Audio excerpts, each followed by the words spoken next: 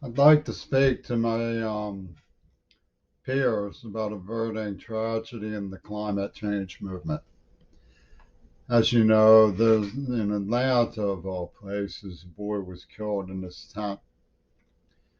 We don't know the circumstances. There have been conflicting reports about what happened. Um, Probably the thing that's most hard for me to accept about sociology was summed up in the statement: 1,000 deaths is a statistic, but a single death is a tragedy.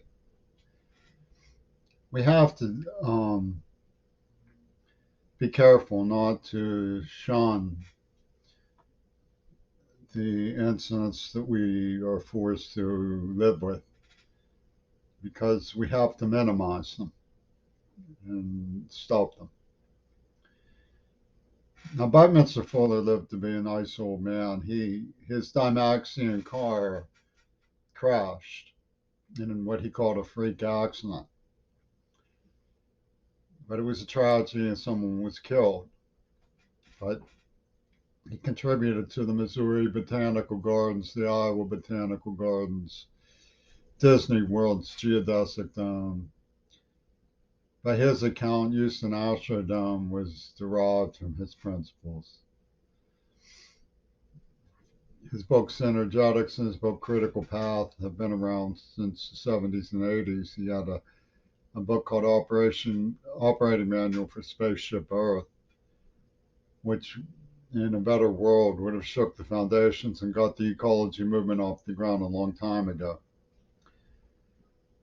But he was never indentured to the enigma of Mahatma Gandhi, who was shadowed by political um,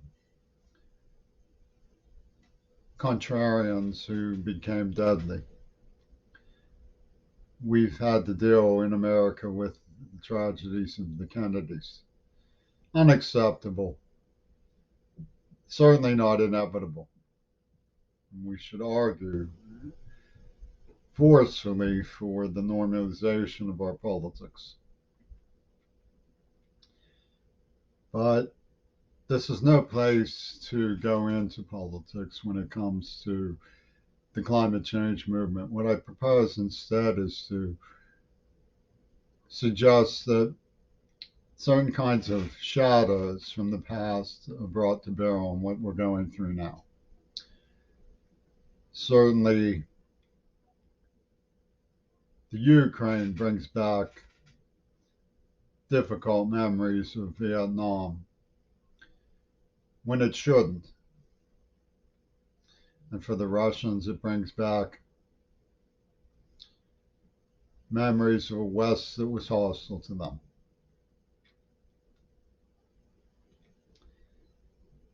The climate change movement brings back protest movements of the past. It's important to understand that climate change is real. It's been addressed by every respectable leader throughout the world. Bolsonaro was displaced by Lula in large measure because of consternation about his failure to understand the heartbeat of the Amazon being Brazil's most treasured natural legacy. All over Africa, young people who've woken up and made their lives important, taking a stand for the earth.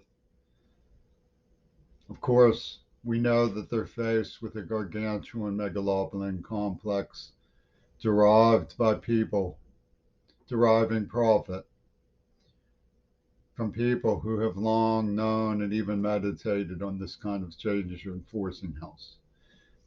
But rather than be gloomy and see this as a collision or a conflict, we need to pull together and understand it and see what's going on as an educational process, as an opportunity to reform entirely according to the necessities of our day.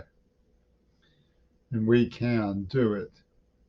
Surely, at 1.1, with 8 years to go, we can bring about a public understanding that puts a stop to unmindfulness towards wildlife and towards the jeopardy we're subjecting our future to. For our children will live to see the world that we save or lose. I call upon politicians to normalize this discussion, to bring forward not irrelevant but marginal issues like law enforcement's role in our society and so on, in order to change the conduct of the idea that we're choosing sides in something that we have common ground built into our very beings about. We all share the world. We need to understand that we have to change and change together, but we can't do it unless politicians mobilize the media, unless people who are in these industries resign on principle and step down if the industries refuse immediate reform.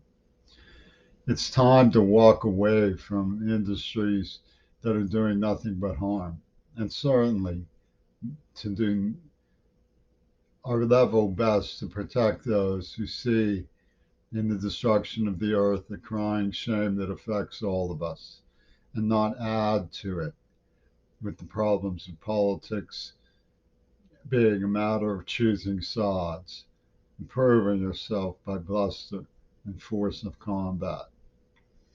The climate change movement is no place for hazing.